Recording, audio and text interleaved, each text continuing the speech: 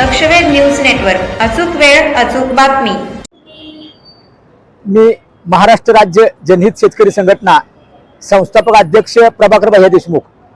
आता जस्ट एक महिन्यापूर्वीच निवडणुकीच्या थोडे 2 दिवस आधी अक्षरशः या मोहोळ शहरामध्ये गेल्या 3 वर्षापासून हा नॅशनल हायवे आळंदी भक्ती मार्ग पंढरपूर झालेला असताना सुद्धा या कांद्याच्या पंपाजवळचा जो सर्व्हिस रोड होता तो असाच अस्तव्यस्त खडी पडलेला खड्डे पडलेले आणि अशा अवस्थेत 25 पक्षाचे नेते पुढारी पंपावर डिझेल आणि पेट्रोल टाकून त्याच खड्ड्यातनं जात होते।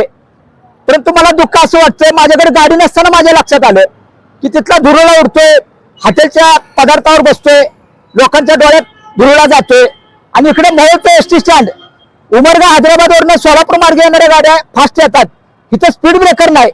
एक माता भगिनी अक्षरशः 2 महिन्याखाली ऍक्सिडेंट मध्ये जागेवर तिचा जीव गेला, असे 2-3 वर्षात जीव गेले।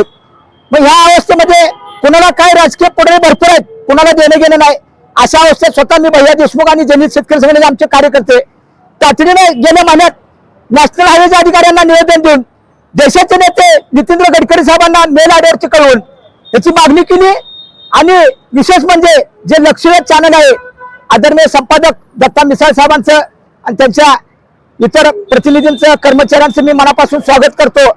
लक्षवेधनं ज्यावेळेस मुलाखत निदर्शनास आणून दिलं त्या लक्षवेधच्या धमक्यानं आणि जनहित शेतकरी संघटनेच्या प्रयत्नाला मोठं यश आले आणि आता सर्व्हिस रोड झालेला आहे कांदे पंपाकडचा।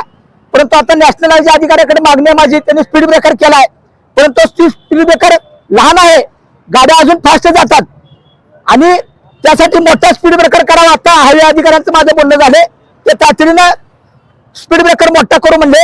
आणि विशेष म्हणजे जे आता छत्रपती शिवाजी महाराज चौकात येणारा सर्व्हिस रोड आहे तो खड्डेमय झालाय, त्या पोलीस चौकीच्या समोर डांबरीकरण केले पाहिजे तर येणाऱ्या गाड्या अशा येतील। त्यामुळे एकाच ह्याच्यातनं जाणाऱ्या गाड्या एकाच ह्याच्यातनं जातात, येणाऱ्या गाड्या तहसील कार्यालय खालनं गौतम मारुती चौकाकडून येणाऱ्या गाड्या एकाच ह्याच्यातून भुयारातून बाहेर पडतात। त्यामुळे त्याच्या शेजारच्या सुद्धा नॅशनल हायवेच्या गोरख्या अधिकाऱ्यांनी लक्ष देऊन तो प्रश्न मार्गी लावा आणि खरोखरच ह्या जनहित शेतकरी संघटनेचा आणि लक्षवेध चॅनल ही डोळ्यात तेल घालून काम करणारे चॅनल आहे।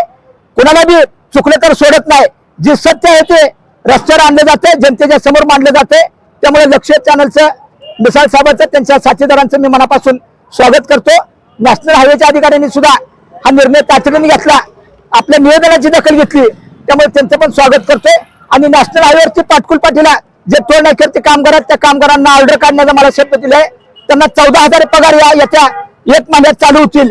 आणि पाटकुल पाटीला भुयारी मार्ग किंवा उड्डाण पूल प्रस्ताव त्यांनी मंजुरीसाठी पाठवलेला आहे, त्याचा पण मी पाठपुरावा करतोय। अनेक लोकांचे पाय मोडले, जीव गेले, अशा पद्धतीने या लक्षवेध चॅनलनं अनेक 3-4 प्रश्न घेऊन त्याचा छडा लावल्यामुळे ह्यात आता 80% यश आम्हाला आलेलं आहे।